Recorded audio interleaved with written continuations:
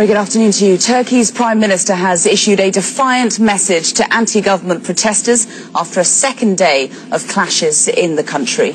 These are the live pictures we can bring you now from Istanbul, Taksim Square, where those protesters have massed in huge numbers after police, just in the last couple of hours, brought down their barricades and allowed people to enter the square and hopefully to carry out peaceful protests within there. We're hearing at the moment that things have been relatively peaceful inside the square itself. However, protesters are slightly concerned that perhaps they've been penned into this square so that the surrounding police, riot police authorities, etc., can then contain them better. The protests all the unrest began yesterday in this place where you can see there. Protesters have been staging a sit-in over plans to build a shopping centre on the site of a park. The Prime Minister has vowed that that project will go ahead, although the police have now withdrawn from confronting the demonstrators in Taksim Square. Today there have been more demonstrations there, and there have also been demonstrations in the capital, Ankara. Sky's Stephen Douglas has the latest. At first light, hundreds marched on Istanbul. They blocked one of the main bridges into the city, a city already battered by rioting.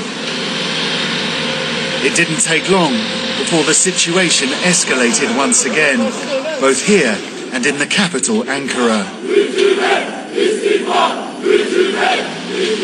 The police have responded with water cannons. Here the man on the left of the screen is blown off his feet.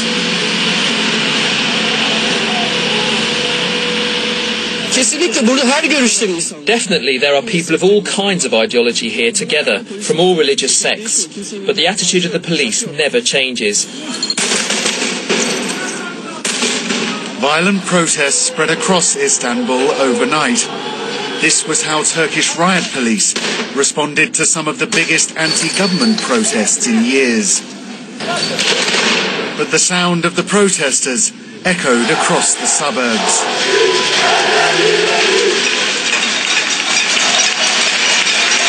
All the city is turning off and on the lights. It started as a protest against the building of a shopping centre, but these riots have become about much more. There's anger here about new hardline policies, including tougher rules around the sale of alcohol. Prime Minister Erdogan remains defiant. He said the redevelopment will still go ahead and has called on the protesters to stop immediately. A number of people, including journalists and a member of parliament, have been injured. Activists have accused the police of using excessive force. Yet more rioting appears inevitable. Stephen Douglas, Sky News.